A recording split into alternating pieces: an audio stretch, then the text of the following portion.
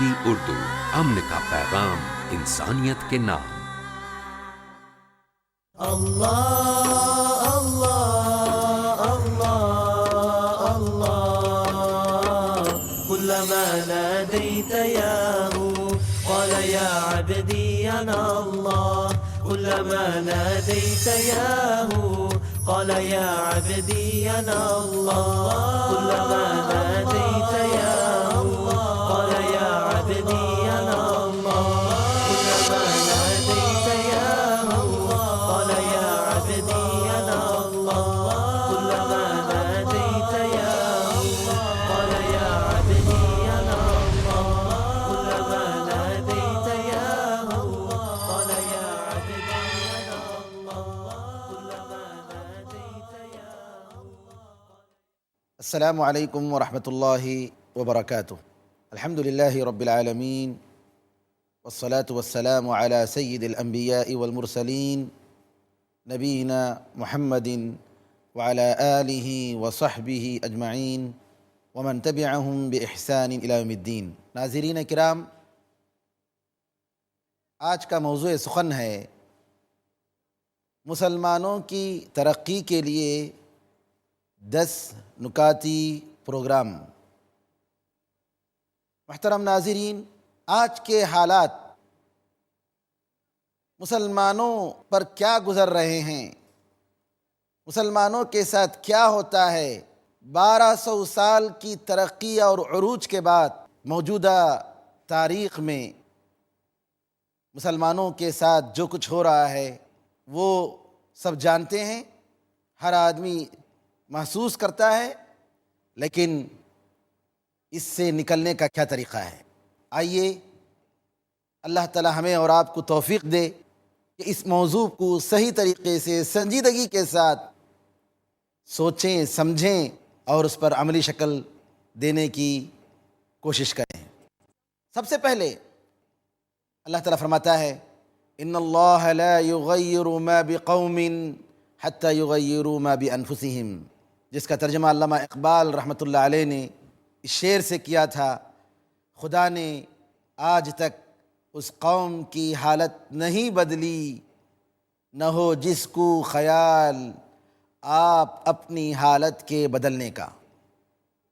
سب سے بنیادی بات یہ ہے کہ ہمیں اللہ کی طرف پلٹنے کی ضرورت ہے، اللہ کی طرف رجوع کرنے کی ضرورت ہے، مکمل طور پر اسلام کے تعلیمات کو اپنے انفرادی زندگی میں، اجتماعی زندگی میں، خاندانی مسائل میں، ساری چیزوں میں اللہ تعالیٰ کے احکام پر عمل کرنے کی ضرورت ہے۔ جن اصولوں اور جن اخلاق پر اسلام کی پہلی جماعت صحابہ رضی اللہ تعالیٰ عنہ اجمعین گامزن تھے، اسی کی طرف پلٹنے کی ضرورت ہے۔ زیادہ سے زیادہ توبہ اور استغفار کرنے کی ضرورت ہے، ہمارے ایمان اور عقیدے کو درست کرنے کی ضرورت ہے۔ بدعات و خرافات و رسوم و رواج جو ہم نے ایجاد کر لیے، غیر مسلموں کی شباہتوں کو جن میں ہم نے اختیار کیا، یہ ساری چیزوں کو چھوڑنے کی ضرورت ہے۔ تسویہ اور تحلیہ، یعنی اسلام میں جو چیز نہیں ہے اس کو خالی کرو، پھر اس کے بعد اسلام کی جو چیزیں ہیں ان کو اپنے اندر عملی شکل میں لاؤ۔ یہ سب سے پہلی بات ہے 10 نکاتی پروگرام میں، اگر ہم اپنی ترقی چاہتے ہیں۔ اس کے بغیر کبھی بھی مسلمان ترقی نہیں کر سکتا۔ عمر رضی اللہ تعالیٰ عنہ ایک مرتبہ سیریا میں شام کے سفر میں ابو عبیدہ رضی اللہ تعالیٰ عنہ کے ساتھ جا رہے ہیں، دیکھتے ہیں کہ ایک تالاب ہے، اونٹ پر سوار عمر بن الخطاب ملک اسلام کے خلیفہ فوراً اپنے اونٹ سے اتر جاتے ہیں اور اس تالاب میں جا کر کود پڑتے ہیں۔ ابو عبیدہ رضی اللہ تعالیٰ عنہ فوج کے ساتھ ہیں، مسلمان اور غیر مسلم سب دیکھ رہے ہیں یہ عمر کیا کر رہے ہیں۔ خلیفہ وقت جب واپس آتے ہیں، ابو عبیدہ بن جراح رضی اللہ تعالیٰ عنہ فرماتے ہیں، امیر المؤمنین اگر آپ یہ نہ کرتے تو بہت اچھا ہوتا۔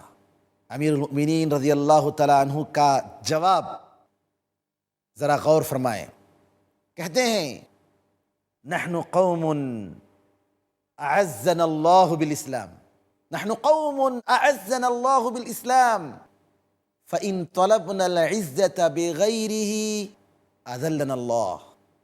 ہم ایک ایسی قوم ہیں کہ اللہ تعالیٰ نے اسلام کے ذریعے ہمیں اونچا کیا، اسلام کے ذریعے ہمیں سربلندی عطا فرمائی، اور اگر ہم اسلام کے سوا کسی اور چیز سے عزت طلب کرتے ہیں، سربلندی طلب کرتے ہیں، اللہ تعالیٰ ہمیں ذلیل کر دے گا۔ عزت، سربلندی، طاقت، شرافت، نیک نامی اگر مسلمان کو مل سکتی ہے اس دنیا میں اور آخرت میں تو صرف اسلام کے ذریعے۔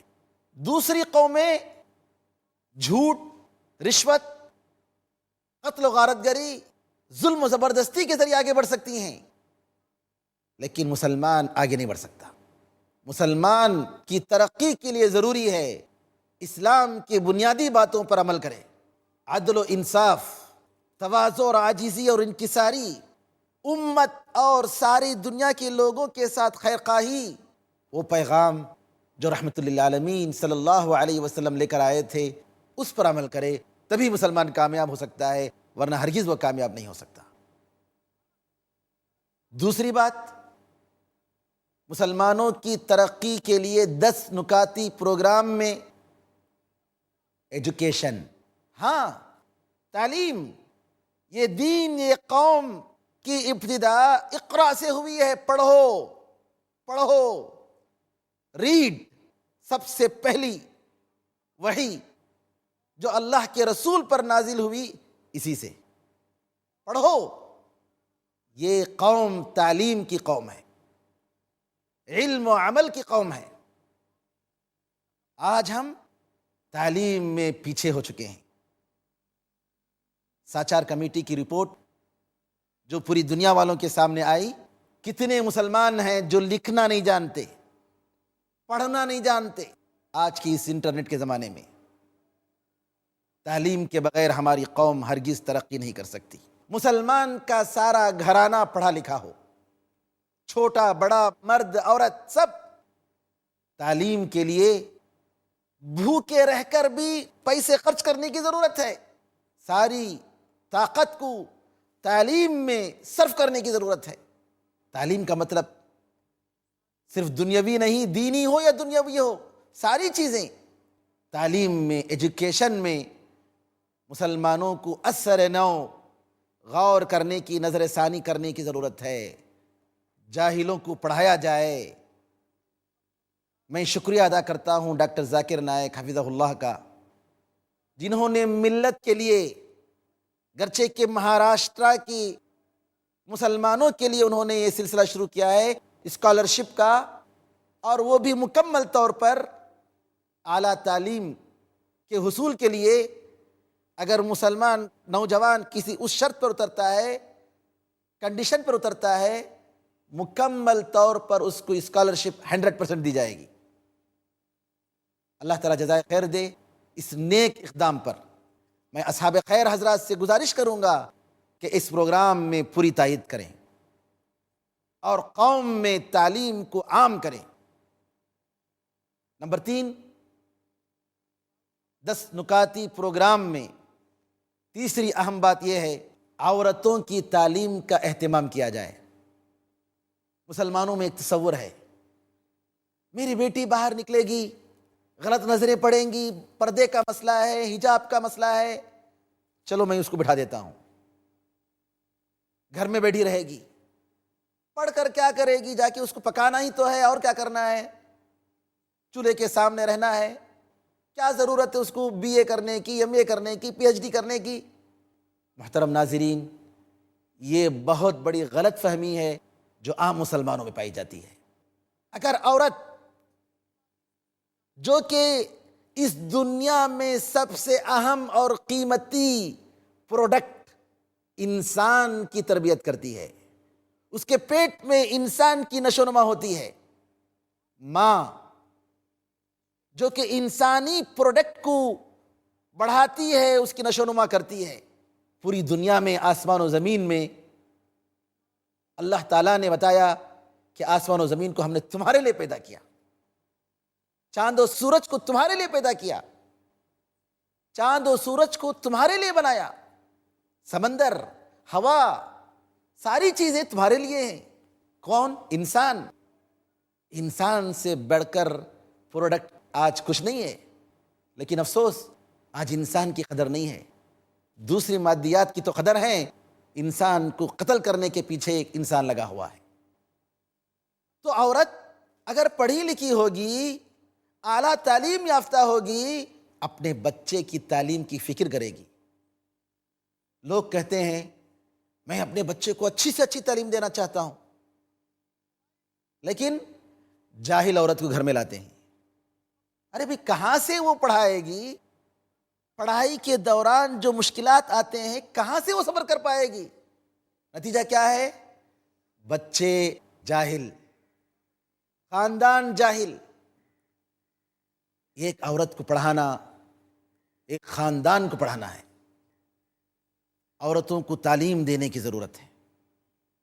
مسلمان عورت اعلیٰ سے اعلیٰ تعلیم حاصل کرے، اس کے لیے کوشش کرے۔ مسلمان معاشرہ بالغ لڑکیوں کے لیے یونیورسٹی کا الگ سے انتظام کرے۔ ناظرین کرام، مسلمانوں کی ترقی کے لیے 10 اہم نکاتی پروگرام میں 3 باتیں آ چکی ہیں۔ چوتھی بات، دینی تعلیم سب کے لیے۔ کیا مطلب؟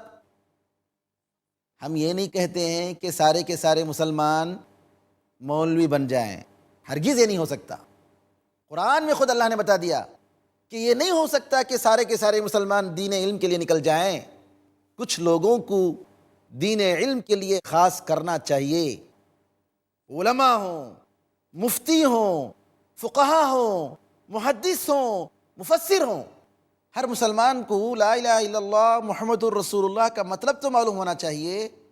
ایمان کے کیا ارکان ہیں، اسلام کے کیا ارکان ہیں، توحید کیا ہے، دعائیں، ضروری دعائیں معلوم ہونا چاہیے، کبائر گناہیں کیا ہیں، کیا کرنا چاہیے، کیا کرنا نہیں چاہیے، یہ تو جاننا ضروری ہے۔ اس لیے انگریزی اسکول جو مسلمانوں کی نگرانیوں میں ہیں، ضروری ہے کہ اسلامی تربیت کا ایک سبجیکٹ ہو۔ ہر مسجد میں صبح اور شام مکتب کا اہتمام ہو، جہاں بنیادی باتیں پڑھائی جائیں۔ 10 نکاتی پروگرام میں 5ویں چیز، میڈیا کی طرف توجہ دینا۔ میڈیا چاہے جس قسم کی بھی ہو، مسلمان بالکل اس سے غافل ہیں۔ پرنٹ میڈیا ہو، آڈیو میڈیا ہو، ویڈیو میڈیا ہو، سب کے سب سارے مجالات میں مسلمان بالکل جاہل ہے۔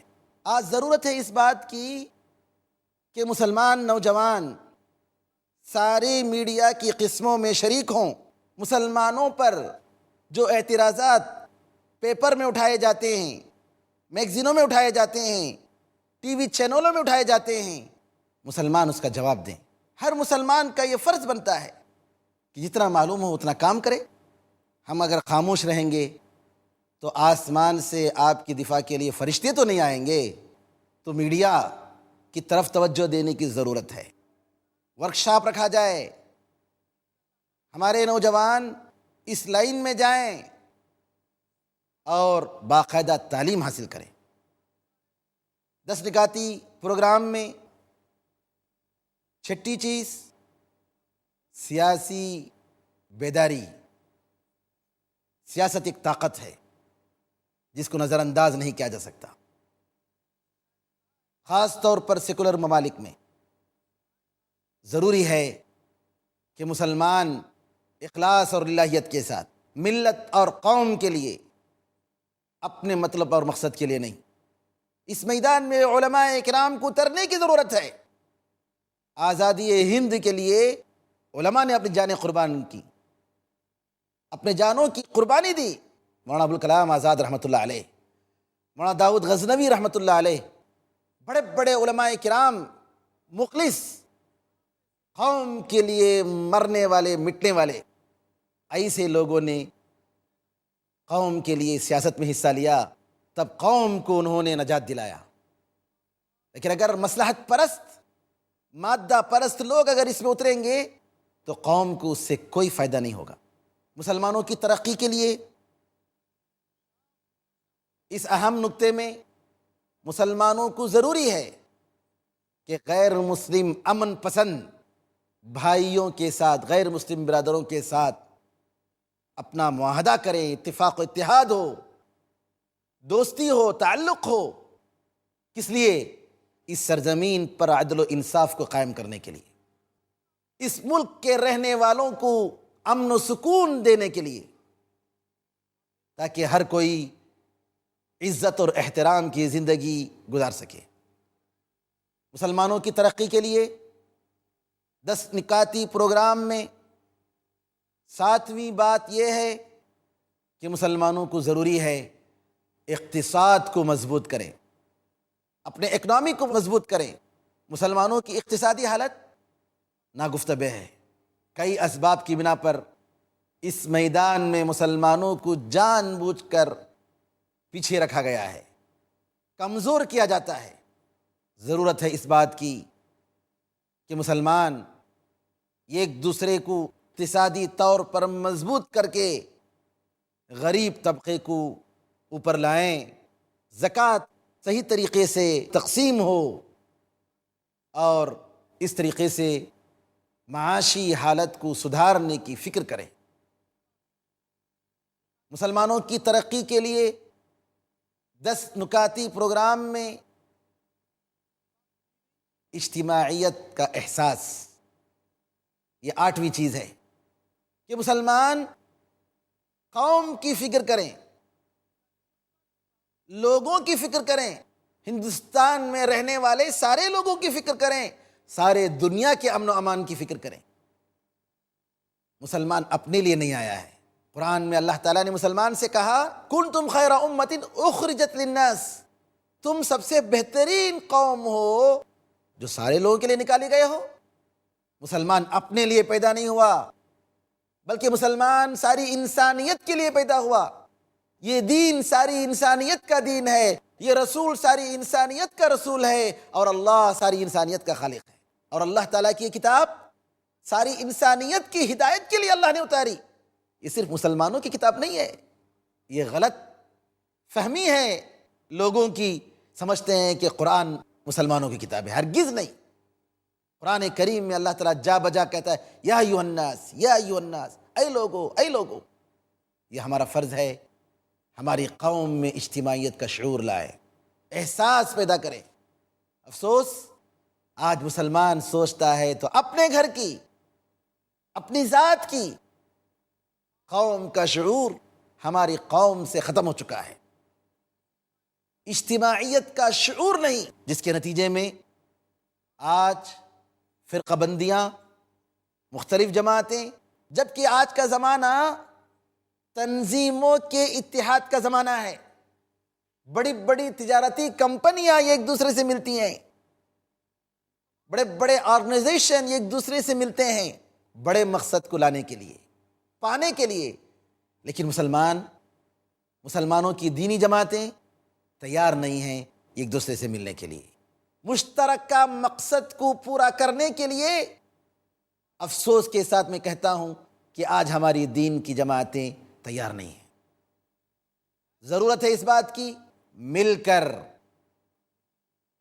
اجتماعی مسائل میں اپنے اتحاد و اتفاق کا مظاہرہ کریں۔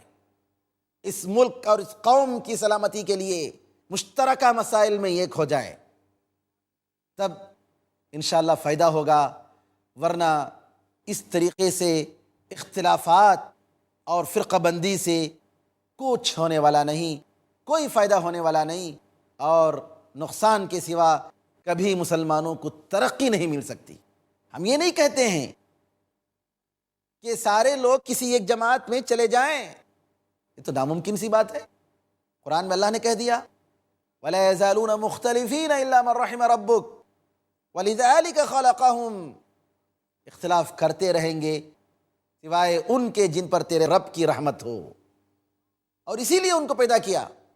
لیکن یہ ایک دوسرے کو برداشت کرنے کی قوت، اجتماعیت اور قوم اور ملک کی سلامتی کے لیے، حفاظت کے لیے، ترقی کے لیے سب سے اہم ہدف اور مقصد کو پورا کرنے کے لیے ضروری ہے کہ یہ جماعتیں آپس میں جمع ہوں، ایک پلیٹ فارم میں جمع ہوں اور قوم کی فکر کریں۔ سیاسی جماعتوں کا اتحاد بھی ضروری ہے۔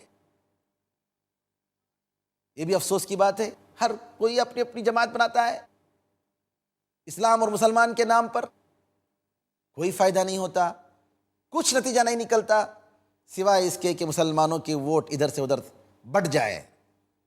دینی لحاظ سے، سوشل امور کے لحاظ سے، اجتماعی امور کے لحاظ سے، سیاست کے میدان میں، سارے میدان میں اجتماعیت کی ضرورت ہے، ایک ہونے کی ضرورت ہے۔ مسلمانوں کی ترقی کے لیے 10 نکاتی پروگرام میں 9ویں بات اللہ کی طرف دعوت دینا، اللہ کی طرف بلانا۔ آج مسلمان اپنے ساتھ ہی گھر گیا ہے، مشغول ہو چکا ہے، دوسروں کے لیے اس کے پاس وقت نہیں۔ یہ بہت افسوس کی بات ہے۔ دعوت اللہ کی طرف بلانا یہ مسلمان کا کام ہے، سارے لوگوں کے لیے دعوت، لیکن آج اللہ کی طرف بلانے کے بجائے مسلمان اپنے مسلک، اپنے بعض غیر بنیادی باتوں کی طرف بلاتا ہے، جزیات کی طرف دعوت دے رہا ہے۔ ضرورت ہے اس بات کی کہ انسانیت کو آخرت کے عذاب سے بچانے کے لیے، جنت میں داخل کرنے کے لیے انسانیت کا یہ پیغام ہر غیر مسلم بھائی تک پہنچے، اور اس کو بتائیں کہ ارے بھائی، ہم کچھ نہیں چاہتے، ہم تمہارا پیسہ نہیں چاہتے، ہم تمہاری زمین نہیں چاہتے، ہم چاہتے ہیں کہ تم دنیا اور آخرت میں خوش ہو جاؤ، صرف ایک اللہ کی تم عبادت کرو۔ مسلمانوں کی ترقی کے لیے 10 نکاتی اہم پروگرام میں آخری بات یہ ہے کہ صبر کریں۔ مسلمان سارے مسائل میں ہمت اور صبر کے ساتھ جم کر کام کریں، دین کے لیے، اللہ کے لیے، قوم کے لیے، ملت کے لیے صبر کریں۔ اگر ایسا کریں گے تو امید ہے کہ ضرور اللہ تعالیٰ ان کو کامیابی عطا فرمائے گا، دنیا میں بھی اور آخرت میں بھی۔ محترم ناظرین، ان باتوں کا بولنا اور سننا آسان ہے، لیکن عمل کرنا، اس کے لیے قربانیاں دینا، کوشش کرنا، دن اور رات جاگنا، یہ وہ ہے جس کا ہمیں اور آپ کو اللہ حکم دیتا ہے۔ فرماتا ہے وَجَاهِدُوا فِي اللَّهِ حَقَّ جِهَادِهِ هُوَ اجْتَبَاكُمْ، اللہ کے راستے میں جیسے محنت کرنی ہے ویسے محنت کرو، اس نے تمہیں چن لیا ہے۔ اللہ سے دعا ہے کہ اللہ مجھے آپ کو، پورے امت مسلمہ کو خیر امت کا فریضہ نبھانے کی توفیق عطا فرمائے، آمین۔ والسلام علیکم ورحمۃ اللہ وبرکاتہ۔ اللہ اللہ اللہ اللہ، كلما ناديت ياه قال يا عبدي أنا الله، كلما ناديت ياه قال يا عبدي أنا الله، كلما ناديت ياه قال يا عبدي أنا الله، كلما ناديت ياه قال يا عبدي أنا الله، كلما ناديت ياه قال يا عبدي أنا الله، قال يا عبدي أنا الله، كلما ناديت ياه قال يا عبدي أنا الله، كلما ناديت ياه۔ السلام علیکم ورحمۃ اللہ وبرکاتہ۔ الحمد للہ رب العالمین، والصلاة والسلام على سيد الأنبياء والمرسلين نبينا محمد وعلى آله وصحبه أجمعين ومن تبعهم بإحسان إلى يوم الدين۔ ناظرین کرام، گھر میں داخل ہونے کے آداب، اس موضوع پر میں آپ کے سامنے کچھ گوشے گزار کرنے کے لیے آیا ہوں۔ اللہ تعالیٰ سے دعا کرتا ہوں کہ ہمیں اور آپ کو اسلامی آداب اختیار کرنے کی توفیق عطا فرمائے۔ اسلام نے شروع ہی سے اچھے اخلاق اور آداب کی اپنے ماننے والوں کو تاکید کی ہے۔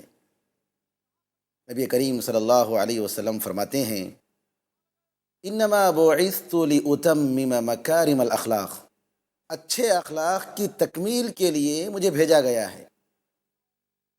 اور خود نبی کریم صلی اللہ علیہ وسلم کے بارے میں اللہ کا ارشاد ہے، وَإِنَّكَ لَعَلَىٰ خُلُقٍ عَظِيمٍ، بے شک آپ ایک عظیم اخلاق کے پیکر ہیں۔ نبی کریم صلی اللہ علیہ وسلم جو ساری جہاں والوں کے لیے رحمت بنا کر بھیجے گئے، آپ کے ماننے والوں کا فرض بنتا ہے کہ ان کے اخلاق بھی نبی کریم صلی اللہ علیہ وسلم کے اخلاق کے جیسے رہیں۔ سب سے پہلی بات، گھر میں داخل ہونے سے پہلے بسم اللہ پڑھ لینا چاہیے، اللہ کے نام سے۔ اللہ کا نام جس کام میں بھی لیا جائے باعث برکت ہے۔ بعض لوگ اس غلط فہمی میں مبتلا ہیں کہ دوا کھاتے ہوئے بسم اللہ نہیں کہنا چاہیے۔ وہ یہ سمجھتے ہیں کہ اگر دوا کھاتے ہوئے ہم بسم اللہ کہیں گے تو زندگی بھر دوا کھاتے رہیں گے۔ نہیں، بسم اللہ کا مطلب اللہ کے نام سے، یعنی اے اللہ، میں جس مقصد سے کھا رہا ہوں اس مقصد کو تو پوری فرما، اس میں ہمیں کامیاب فرما۔ اگر شفا اور علاج کے لیے کھا رہے ہیں تو اللہ شفا دے گا، اگر آپ صحت و عافیت کے لیے کھا رہے ہیں تو اللہ تعالیٰ صحت اور عافیت عطا فرمائے گا۔ اسی طریقے سے کسی بھی اچھے کام کے لیے آپ بسم اللہ کہتے ہیں تو ضرور بسم اللہ سے فائدہ ملے گا، برکت ملے گی۔ یہ اللہ تعالیٰ کی طرف سے فضل و کرم ہے۔ گھر میں داخل ہوتے ہوئے بسم اللہ اگر آپ کہیں گے، بعض روایتوں میں آتا ہے کہ شیطان جو انسان کے ساتھ رہتا ہے وہ گھر کے باہر ہی رہ جاتا ہے۔ بسم اللہ کے بغیر اگر گھر میں داخل ہوں گے تو شیطان آپ کے ساتھ گھر میں آتا ہے، گھر میں جاتے ہی دیکھتے ہیں کہ ادھر سے دنگا، ادھر سے فساد، ادھر سے چیخ، ادھر سے رونا، ادھر سے شکایتیں۔ اب بیچارہ پریشان، اب یہ سمجھتا نہیں کہ میں نے غلطی کی کہ جب میرے ساتھ ایک شیطان کو بھی لایا۔ بسم اللہ کے بغیر جب کھانا کھاتا ہے تو بظاہر اس نے کچھ نہیں کیا، لیکن کھانے کی برکت وہاں محروم ہو جاتی ہے۔ لہٰذا بسم اللہ کہنا چاہیے۔ سلف کے بعض آثار میں یہ ملتا ہے کہ ایک شیطان کی ایک دوسرے شیطان سے ملاقات ہوئی۔ ایک شیطان نے جب وہ اپنے دوست سے ملا، کہا، ارے بھائی کیا حال ہے تمہارا رنگ پورا ختم ہو چکا ہے، چہرہ تمہارا زرد پڑ چکا ہے، اتنے کمزور ہو، کیوں، کیا بات ہے؟ اس نے کہا، میں کیا کروں، میرا ساتھی جو ہے، میرے ساتھ اللہ نے جس کو رکھا ہے، وہ انسان جب بھی گھر میں جاتا ہے بسم اللہ بول کے رات گزارنی پڑتی ہے، اور جب وہ کھاتا ہے تو بسم اللہ بول کر کھاتا ہے، نتیجے میں مجھے کھانے کے لیے کچھ نہیں ملتا، سوتا ہے۔ تو اس کی مصیبت کی وجہ سے میں دیکھ رہے ہیں آپ کیسا ہوں، میں کیا کروں؟ تو دوسرا جو شیطان اس کا ساتھی تھا، اس نے جواب میں کہا، دیکھو میں کیسا موٹا دھاٹا ہوں، میرا جو دوست ہے وہ جب جاتا ہے تو بسم اللہ نہیں کہتا، گھر میں داخل ہوتا ہے تو بسم اللہ نہیں بولتا، جب کھاتا ہے تو بسم اللہ نہیں بولتا، بڑے سکون کے ساتھ کھانے میں بھی برابر شریک رہتا ہوں، اس کے سونے میں شریک رہتا ہوں، اس کے گھر میں آرام سے اپنی مرضی کے مطابق لوگوں کو نچاتے رہتا ہوں۔ دیکھا آپ نے بسم اللہ کی برکت۔ بسم اللہ کہتے ہوئے نبی کریم صلی اللہ علیہ وسلم کی اگر دعا پڑھ لیں تو کیا ہی بہتر ہے. اللہم انی اسألک خیر المولجی وخیر المخرجی بسم اللہ ولجنا وبسم اللہ خرجنا وعلی اللہ ربنا توکلنا.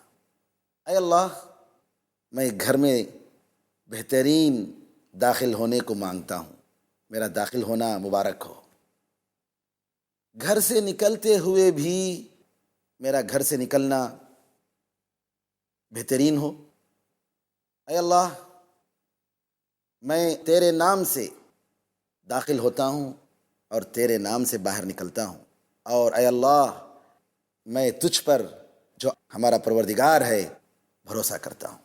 یہ دعا پڑھ لی جائے تو بہت اچھی بات ہے، اس کی عادت ہمیں ڈالنی چاہیے. گھر کے داخل ہونے میں جو آداب ہیں ان میں سے ایک ادب یہ ہے کہ اطمینان سے، نرمی کے ساتھ، بہتر طریقے سے داخل ہو. بعض لوگ داخل ہوں گے تو ایسا لگے گا کہ کوئی جانور گھسا ہے، پھٹاک سے دروازہ بند کرتے ہیں، جاتے ہوئے اور آتے ہوئے نہ بڑوں کا احترام، نہ کمزوروں کا احساس، کچھ نہیں. حدیث میں آتا ہے، نبی کریم صلی اللہ علیہ وسلم فرماتے ہیں، ما كان الرفق في شيء الا زانه وما نزع من شيء الا شانه. نرمی کسی بھی چیز میں ہوتی ہے تو اس چیز کو خوبصورت کر دیتی ہے، اور اگر کسی چیز سے نرمی کو نکال لیا جاتا ہے، ختم ہو جاتی ہے، تو وہ چیز عیبدار بن جاتی ہے. لہٰذا اس بات کا خیال ضرور رکھیں کہ ہم جب جائیں تو نرمی کے ساتھ جائیں اور واپس ہوں تو نرمی سے واپس ہوں. گھر میں جب داخل ہوں، لوگ رہیں یا نہ رہیں، کیونکہ اللہ کے فرشتے ہوتے ہیں ہر جگہ، السلام علیکم ورحمۃ اللہ وبرکاتہ یہ کہتے ہوئے داخل ہوں. تم پر سلامتی ہو، اللہ کی رحمت ہو، اللہ کی برکتیں ہوں. دعا بتائیے، آپ کے گھر والوں سے زیادہ آپ کی دعاؤں کے کون مستحق ہیں؟ سب سے زیادہ آپ کی بیوی، آپ کے بچے، آپ کے ماں باپ، بھائی بہن، یہ لوگ آپ کی دعاؤں کے زیادہ مستحق ہیں. السلام علیکم ورحمۃ اللہ وبرکاتہ کہنے والے کو ہر لفظ پر 10 نیکیاں. السلام علیکم 10 نیکیاں، ورحمۃ اللہ 10 نیکیاں، وبرکاتہ اور 10 نیکیاں. چھوٹے سے جملے میں 30 نیکیاں آپ کو مل گئیں. کتنا بڑا خزانہ، کتنی بڑی دولت. اور دعا بھی دے رہے ہیں اپنے بھائی کو، گھر والوں کو. یہ اسلام کا طریقہ ہے. السلام علیکم، اس کے بجائے good morning, good evening, good afternoon, hi, یہ کیا ہے؟ کیا معنی اس کا؟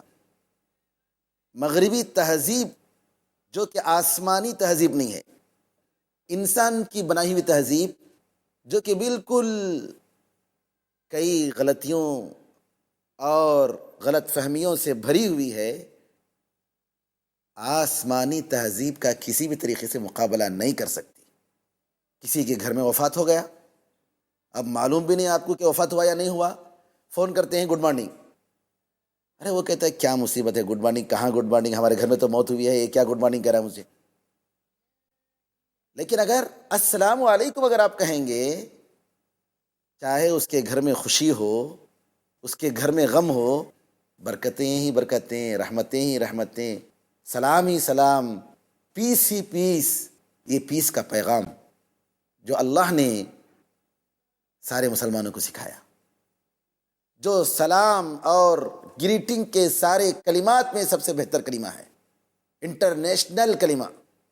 صبح کا وقت ہو یا شام کا وقت، رات ہو یا دن، خوشی ہو یا غم، السلام علیکم ورحمۃ اللہ وبرکاتہ. حدیث میں آتا ہے، انس رضی اللہ تعالیٰ عنہ کہتے ہیں کہ نبی کریم صلی اللہ علیہ وسلم نے فرمایا، اے میرے پیارے بیٹے، اگر تم اپنے گھر والوں میں داخل ہو جاؤ تو سلام کہو. تمہارے لیے بھی برکت ہے، تمہارے گھر والوں کے لیے بھی برکت ہے۔ اسی طریقے سے گھر سے نکلتے ہوئے بھی سلام کہنا چاہیے، اس کا بھی ذکر آیا ہے کہ گھر سے نکلتے ہوئے بھی آپ کو السلام علیکم کہتے ہوئے نکلنا چاہیے۔ ناظرین کرام، یہ آداب ہم بڑوں کو بھی اختیار کرنا چاہیے اور چھوٹے بچوں کو بھی سکھانا چاہیے، تاکہ بچے بچپن ہی سے ان اچھے اخلاق اور عادات پر ان کی پرورش ہو۔ گھر میں داخل ہوتے ہوئے جو آداب ہیں ان میں سے ایک ادب یہ بھی ہے کہ آپ ضرور یہ احساس دلائیں کہ آپ آ رہے ہیں۔ گھر میں داخل ہونے کے آداب میں سے ایک ادب یہ بھی ہے کہ آدمی گھر میں داخل ہونے سے پہلے اپنے آنے کا احساس دلائے۔ کیسے؟ کبھی کھنکار دیا، آواز نکالی۔ عبداللہ ابن مسعود رضی اللہ تعالیٰ عنہ کے بارے میں آتا ہے کہ گھر میں اندر آنے سے پہلے، سلام کرنے سے پہلے آپ اپنے پیر سے زمین کو مارتے تھے، یہ احساس دلانے کے لیے کہ اگر کوئی ایسی حالت میں ہو جو نامناسب ہو تو اپنی حالت کو سدھار لے، سنبھل جائے۔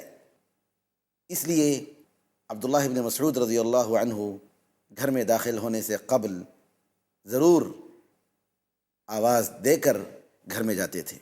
اس ادب کا ذکر نبی کریم صلی اللہ علیہ وسلم کے حدیث میں ملتا ہے کہ بخاری اور مسلم میں جابر رضی اللہ تعالیٰ عنہ کی روایت ہے کہ نبی کریم صلی اللہ علیہ وسلم نے سفر سے آئے ہوئے لوگوں کو منع کیا کہ رات میں اپنی بیوی بچوں کے پاس جائیں یا بغیر اطلاع کر کے ان کو جائیں۔ وہ زمانہ ٹیلی فون کا زمانہ نہیں تھا کہ آدمی اطلاع کر دیتا ہے کہ میں فلاں وقت پہنچ رہا ہوں۔ بغیر اطلاع کے اگر گھر میں داخل ہو تو ہو سکتا ہے کہ کسی نامناسب حالات میں ہوں، اور اگر معلوم ہو جائے کہ ہمارے گھر میں مہمان آ رہے ہیں، گھر والے آ رہے ہیں، تو ضرور گھر میں تیاری ہو جائے گی، مناسب حالات مہیا کر دیے جائیں گے۔ تو لہٰذا نبی کریم صلی اللہ علیہ وسلم نے اس کی تاکید فرمائی۔ گھر میں داخل ہونے کے آداب میں سے ایک اہم ادب یہ بھی ہے کہ آدمی اطلاع کرے، جانے سے پہلے کچھ اشارہ دے کہ وہ گھر میں ابھی آنے والے ہیں۔ گھر میں داخل ہونے کے آداب میں ایک ادب یہ بھی ہے کہ گھر کے اندر بچے رہتے ہیں، بڑے رہتے ہیں، اگر ماں یا باپ یا دونوں یا کوئی بھی کسی کمرے میں ہوں تو کمرے میں داخل ہونے سے قبل چاہیے کہ اجازت لے کر جائے،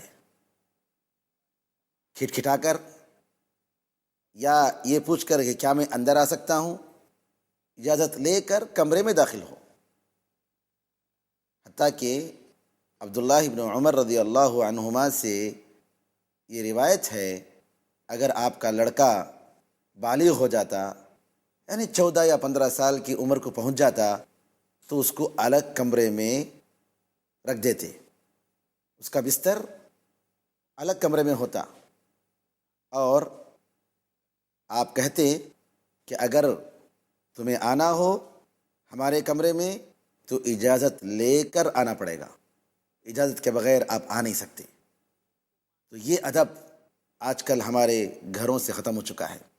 تو لہٰذا گھر میں داخل ہوتے ہوئے، ایک کمرے سے دوسرے کمرے میں داخل ہوتے ہوئے اس بات کا ضرور خیال ہونا چاہیے۔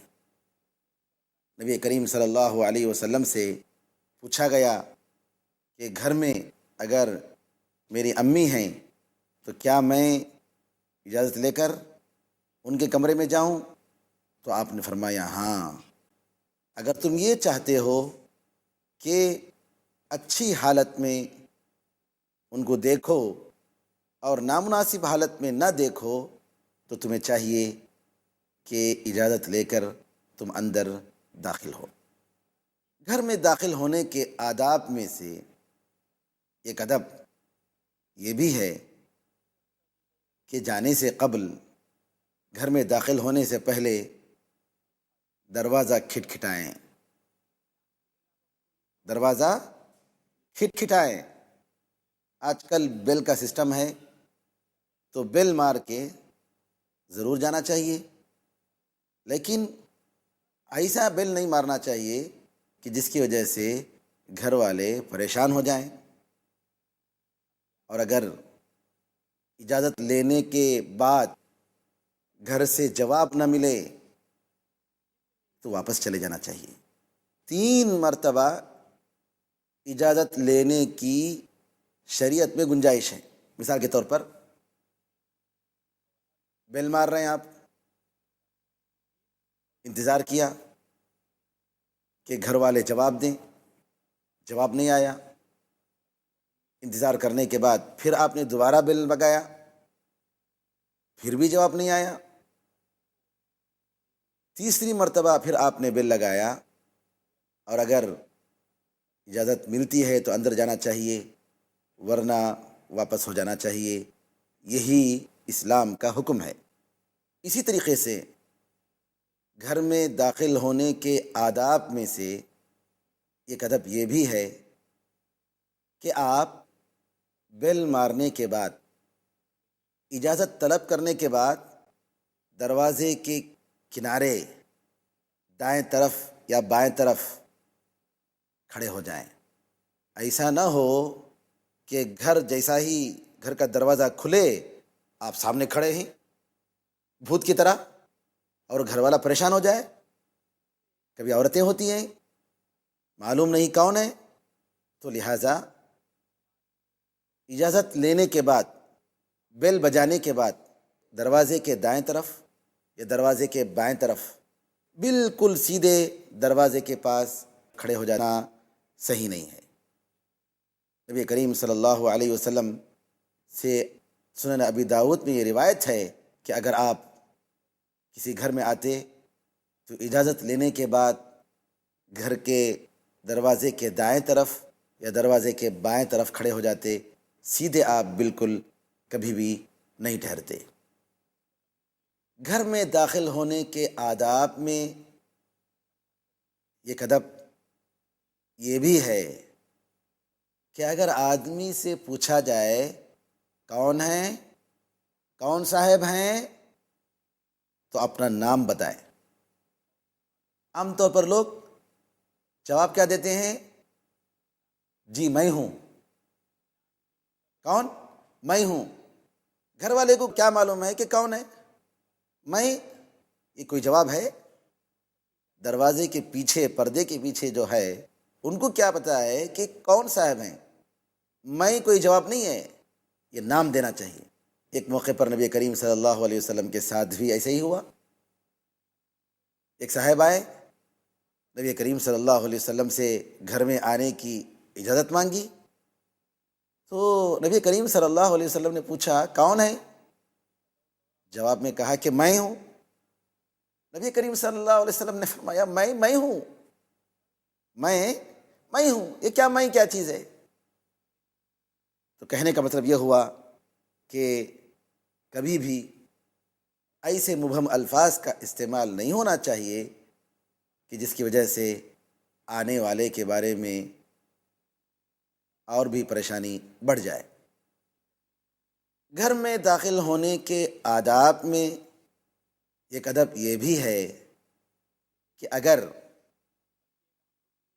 گھر والے اس حالت میں نہیں ہیں کہ آپ کا استقبال کریں اور معذرت چاہیں کہ برائے کرم آپ بعد میں آ جائیے، اب ذرا مصروف ہیں، تو عزت و احترام کے ساتھ آنے والے کو چاہیے کہ واپس ہو جائے۔ دل میں کوئی کدورت نہیں ہونی چاہیے، دل میں شیطان کے لیے جگہ نہیں دینا چاہیے، بلکہ گھر والوں کے حالات کا، ظروف کا خیال کرتے ہوئے واپس چلے جانا چاہیے۔ قرآن کریم میں اللہ تعالیٰ نے اس ادب کو ذکر کیا۔ اللہ نے فرمایا وَإِذَا قِيلَ لَكُمُ ارْجِعُوا فَارْجِعُوا هُوَ أَزْكَىٰ لَكُمْ، اگر تمہیں کہا جائے کہ واپس ہو جاؤ تو واپس ہو جاؤ، یہ تمہارے لیے پاکیزگی کا زیادہ بہتر ذریعہ ہے، دل میں کسی قسم کی کدورت نہیں ہوگی، گھر والے کو یہ احساس نہ ہو ارے کیا مصیبت آ پڑی ہے، گھر میں بیٹھا ہوا ہے، جانا نہیں چاہتا، ہم بزی ہیں، کہیں جانا ہوگا، کوئی بھی ضرورت ہو سکتی ہے، کوئی بھی مجبوری ہو سکتی ہے، تو لہٰذا اگر گھر والے آپ سے کہتے ہیں کہ براہ کرم کسی اور موقع پر آئیے، ذرا بزی ہیں، تو واپس ہو جانا چاہیے۔ آج عام طور پر لوگ کیا کرتے ہیں، معذرت کرنے کے بجائے ارے بولو بھائی گھر میں نہیں ہے، کہاں ہے بھائی حضرت، کہتے ہیں نہیں ہے، حالانکہ گھر میں بیٹھے ہوئے ہیں۔ جھوٹ کو اپناتے ہیں، تو لہٰذا بجائے آپ جھوٹ بولیں، اس سے بہتر یہ ہے کہ بہتر طریقے سے اسلام کے اس ادب کا خیال کریں، اور اگر بعد میں ملاقات ہو جائے تو یہ بہتر ہے کہہ دیں کہ بھائی میں ذرا بزی تھا، معافی چاہتا ہوں، آپ سے ملاقات نہیں کر سکا، بلکہ معذرت کرنے سے پہلے زیارت کرنے والے بھی اگر کہہ دیں کہ معاف کرنا، شاید میں نے آپ کو تکلیف دے دی، آپ ذرا مصروف تھے اور مجھے اس کا احساس نہیں تھا، آپ کی اطلاع کے بغیر میں آ گیا۔ میرے بھائیوں، ناظرین کرام، یہ میٹھے جملے انسان کے درمیان تعلقات کو بڑھاتے ہیں۔ زبان سے آپ دنیا خرید سکتے ہیں۔ اللہ تعالیٰ سے دعا ہے کہ ہمیں اسلامی آداب اختیار کرنے کی توفیق عطا فرمائے۔ السلام علیکم ورحمۃ اللہ وبرکاتہ۔ اللہ اللہ اللہ اللہ كلما ناديت ياه قال يا عبدي أنا الله كلما ناديت ياه قال يا عبدي أنا الله كلما ناديت ياه قال يا عبدي